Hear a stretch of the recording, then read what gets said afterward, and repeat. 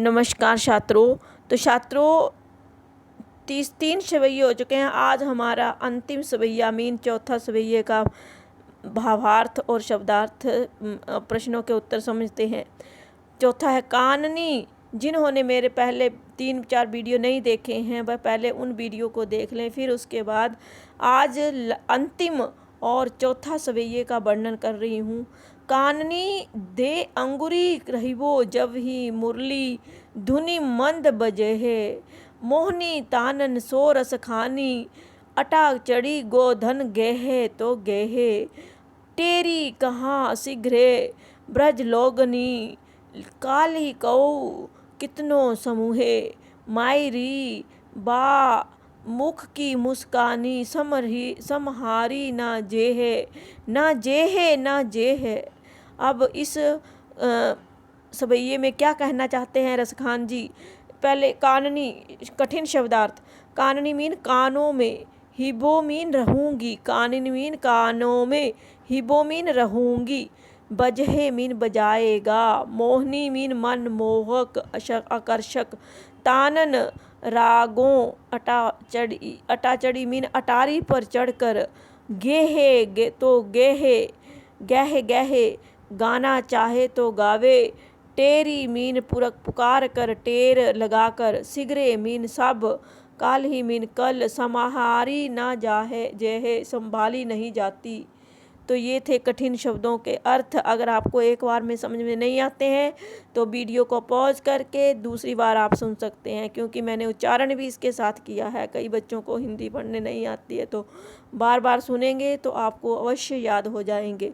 श्री कृष्ण भावार्थ। श्री कृष्ण की मुरली तथा उनकी मुस्कान पर आसक्त कोई गोपी अपनी सखी से कहती है। श्री कृष्ण की जो मुरली है उसकी तथा उनकी मुस्कान पर आसक्त कोई गोपी अपनी सखी से कहती है। आसक्त मीन समर्पित।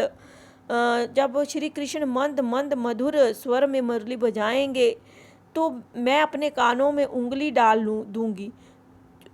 एक गोपी दूसरी गोपी से कह रही है कि अगर श्री कृष्ण मंद मंद मधुर स्वर में मुरली बजाएंगे तो मैं अपने कानों में क्या डाल लूँगी? उंगली डाल लूँगी, और ताकि मुरली की मधुर तान मुझे अपनी ओर आकर्षित ना कर सके।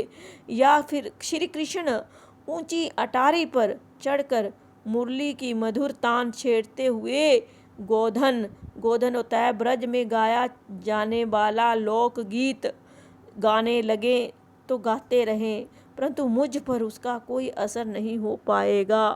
अब गोपी क्या कह रही है? एक गोपी दूसरी गोपी से यही कहती है कि अगर जब श्री कृष्ण बांसुरी बजाएंगे तो मैं अपने कानों में उंगली डाल लूँगी, क्योंकि वह इतनी मधुर और सुरीली बांसुरी बजाते थे कहीं ऊंची बैठकर, तो हम आकर्षित होकर उसके पीछे पीछे चली जाती थी, पर मुझ पर कोई असर ना हो। ये कह रही है गोपी इस सवैये में। मैं ब्रज के समस्त लोगों को पुकार कर, वो कहती है गोपी कि मैं ब्रज के लोगों को, सारे लोगों को पुकार कर अथवा चिल्लाकर कहना चाहती हूँ कि कल कोई मुझे कितना ही समझा ले, चाहे कोई कुछ भी करे या कहे, परंतु यदि मैंने श्री कृष्ण की आकर्षक मुस्कान देख ली तो मैं उसके वश में हो जाऊंगी। हाय री माँ, उसके मुख की मुस्कान इतनी मादक है।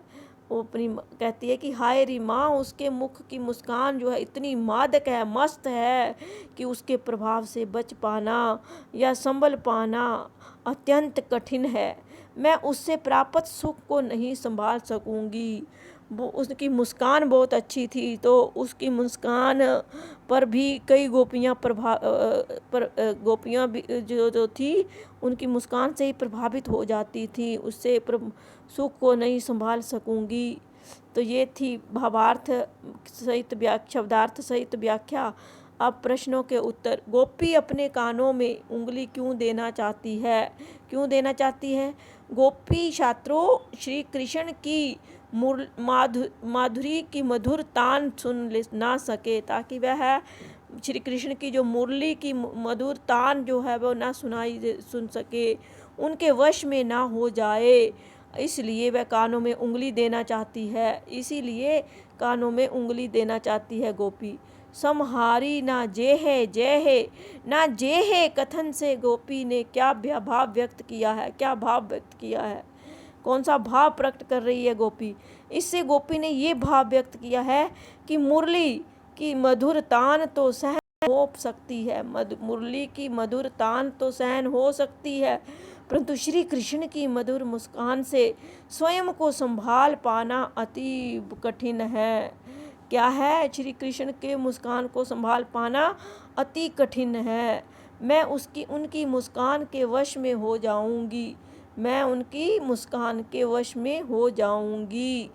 तो देखा छात्रों कि बच्चे ये गोपियाँ कैसे मधुर मुरली की मुस्कान पर मोहित हो जाती थी श्री कृष्ण की।